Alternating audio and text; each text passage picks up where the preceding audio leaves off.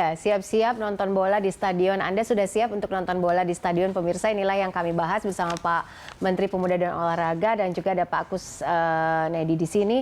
Pak Menteri, tadi seperti yang diungkapkan oleh Satgas Covid sendiri bahwa antisipasinya seperti apa begitu ketika misalnya kita tahu bahwa supporter bola sulit sekali Pak untuk dikendalikan. Kemudian yang ditakutkan oleh masyarakat dan juga Satgas Covid adalah jangan sampai ini jadi klaster baru. Lalu seperti apa? Sanksi apakah yang bisa diberikan mungkin kepada penyelenggara yang tidak menerapkan protokol kesehatan dan bagaimana memberikan vokasi kepada para supporter ini? Pak Menteri. Ya, saya sampai dengan saat ini tetap, ya, kedengaran? Ya, silakan Pak. Bisa didengar kah? Bisa, Pak. Ya, saya sampai dengan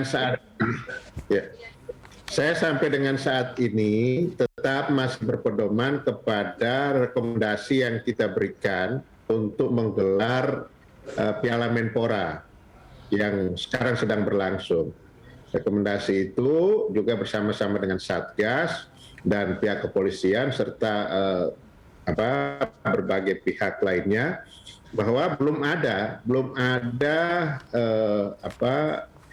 pertandingan yang bisa ditonton langsung, tetap masih menonton dari rumah saja. Jadi sehingga saya belum bisa memberikan komentar yang lebih jauh karena pihak PSSI dan pengelola liga juga belum menyampaikan permohonan rekomendasi untuk izinnya.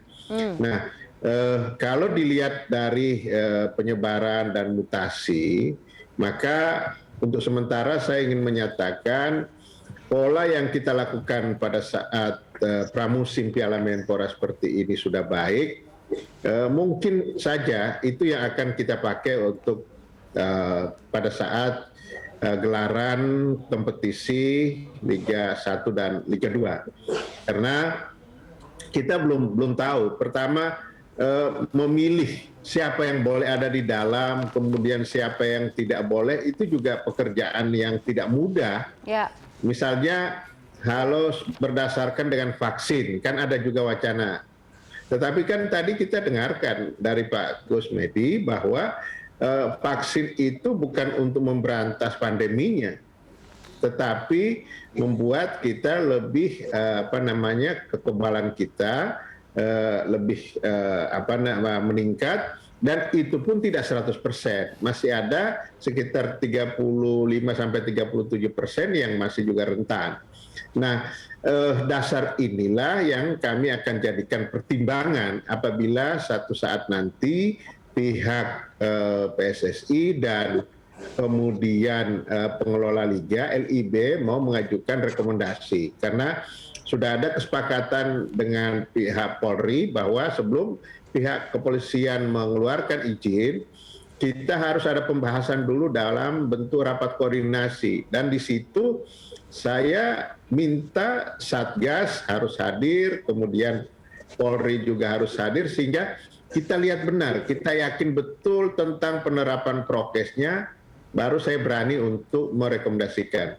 Nah, kalau seperti misalnya wacana bagaimana menghadirkan penonton, nah kita belum bahas itu karena saya juga belum lihat seperti apa.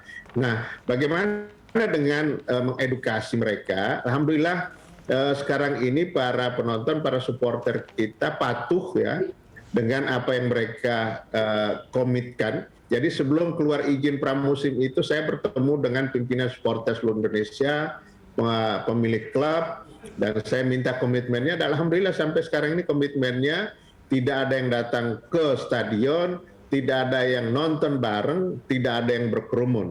Nah, saya kira untuk sementara hal yang seperti ini sudah bagus. Kalau ditanya saya, ya sudah, kita jalan dulu dengan yang seperti ini. Toh juga tontonan itu bisa disaksikan melalui siaran TV maupun live streaming.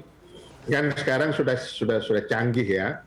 Nah, tetapi kalau situasinya semakin turun, makin penyebarannya tidak makin tinggi dan lain sebagainya, tentu kita siap untuk duduk mendiskusikan Jadi bukan merekomendasikan tetapi mendiskusikan apakah sudah boleh diisi misalnya 10%, 20%. Jadi memang suasana di dalam stadion itu, kan saya beberapa kali berada di tengah-tengah kegiatan itu, ya memang rasanya sih seperti orang latihan biasa karena tidak ada keriuhan.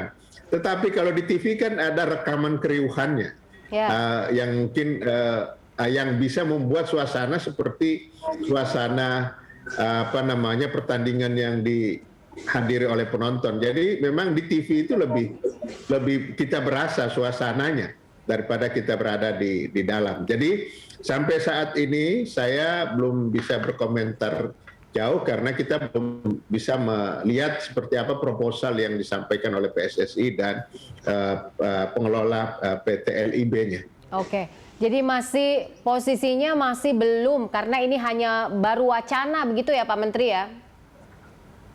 Iya betul, baru wacana.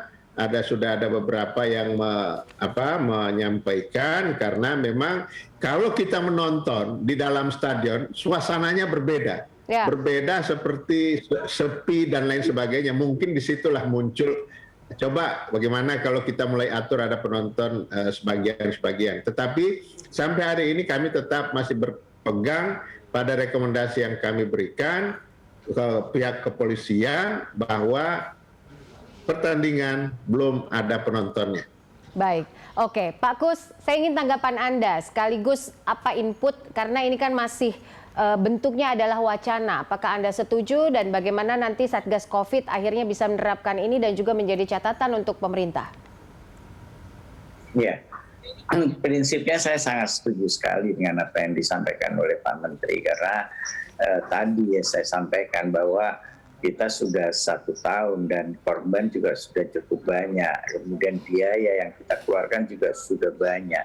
Kalau kita nanti harus kembali lagi pada posisi seperti awal kemarin, kita akan sangat sulit sekali dan mutasi daripada virusnya cukup ganas untuk hal tersebut.